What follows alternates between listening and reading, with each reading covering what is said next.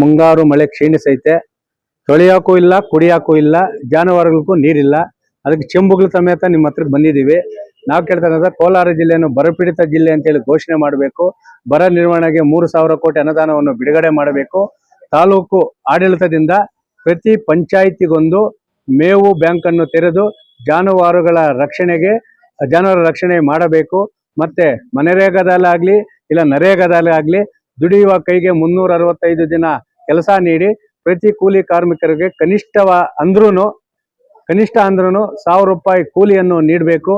ಅವರ ಈ ಬರ ನಿರ್ವಹಣೆ ಆಗೋದ್ರಿಂದ ರೈತ ಕುಟುಂಬಗಳ ರಕ್ಷಣೆಗೆ ಒಂದು ಕುಟುಂಬಕ್ಕೆ 1 ಲಕ್ಷ ರೂಪಾಯಿ ಏನು ಸರ್ಕಾರದ ಸಂಬಳ ಅಂತೇಳಿ ಕೊಡಬೇಕು. ಅದರ ಜೊತೆಗೆ ಮಕ್ಕಳ ಶಿಕ್ಷಣ ಮತ್ತು ಆರೋಗ್ಯದ ಕಡೆ ಗಮನ ಕೊಡಬೇಕು.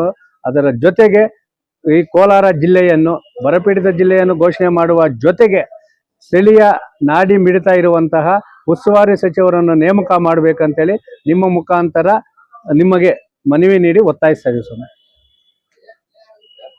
ವಿಸ್ತರಿಸಿರುವ ರಾಜ್ಯವನ್ನು ಬರಪೀಡಿತ ರಾಜ್ಯ ಅಂತೇಳಿ ಘೋಷಣೆ ಮಾಡುವ ಜೊತೆಗೆ ಕೋಲಾರ ಜಿಲ್ಲೆಯನ್ನು ಕೂಡಲೇ ಮಾನ್ಯ ಮುಖ್ಯಮಂತ್ರಿಗಳು ಬರಪೀಡಿತ ಜಿಲ್ಲೆ ಅಂತೇಳಿ ಘೋಷಣೆ ಮಾಡಿ ಬರ ನಿರ್ವಹಣೆಗೆ 3,000 ಕೋಟಿ ಅನುದಾನವನ್ನು ಬಿಡುಗಡೆ ಮಾಡುವ ಜೊತೆಗೆ ಪ್ರತಿ ಪಂಚಾಯಿತಿಗೊಂದು ಮೇವು ಮತ್ತು ನೀರಿನ ವ್ಯವಸ್ಥೆ ಮಾಡಿ ಜಾನುವಾರುಗಳ ರಕ್ಷಣೆಗೆ ಮತ್ತೆ ದುಡಿಯುವ ಕೈಗೆ ನರೇಗಾದಲ್ಲಿ ಮನರೇಗಾದಲ್ಲಿ ಕೆಲಸ ನೀಡುವ ಮೂಲಕ ರೈತ ಕೂಲಿ ಕಾರ್ಮಿಕರ ಬದುಕನ್ನು ರಕ್ಷಣೆ ಮಾಡಬೇಕು.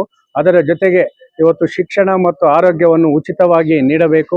ಯಾಕಂದರೆ ಬೆಳೆದ ಬೆಳೆಗೆ ಇವತ್ತು ಬೆಲೆ ಇಲ್ಲದೆ ರೈತರು ಟೊಮಾಟೊ ಮತ್ತು ಮಾವನ್ನು ಬೀದಿಗೆ ಸುರಿತಾ ಇದ್ದಾರೆ. ಅಗತ್ಯ ವಸ್ತುಗಳ ಬೆಲೆ ಏರಿಕೆಯಾಗಿದೆ. ಬರದಿಂದ ತತ್ತರಿಸ್ತಾ ಇದ್ದಾರೆ.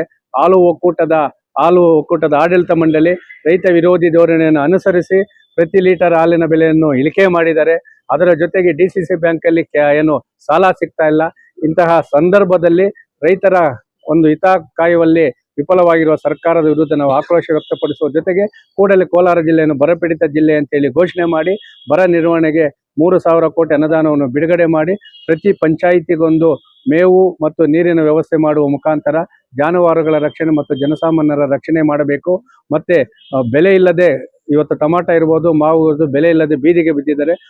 ಟೊಮಾಟೊ ಬೆಳೆಗಾರರ ರಕ್ಷಣೆಗೆ ಸರ್ಕಾರ ಪ್ರತಿ ಕೆಜಿಗೆ 10 ರೂಪಾಯಿ ಬೆಂಬಲ ಬೆಲೆ ಘೋಷಣೆ ಮಾಡುವ ಮುಖಾಂತರ ರೈತರ ಹಿತವನ್ನು ಕಾಯಬೇಕು ಮತ್ತು ಬರದಿಂದ ತತ್ತರಿಸಿರುವ ಜನಸಾಮಾನ್ಯರ ಬದುಕನ್ನು ರಕ್ಷಣೆ ಮಾಡಬೇಕಂತೇಳಿ ಕೇಂದ್ರ ಮತ್ತು ರಾಜ್ಯ ಸರ್ಕಾರವನ್ನು ಒತ್ತಾಯ ಮಾಡ್ತಾರೆ.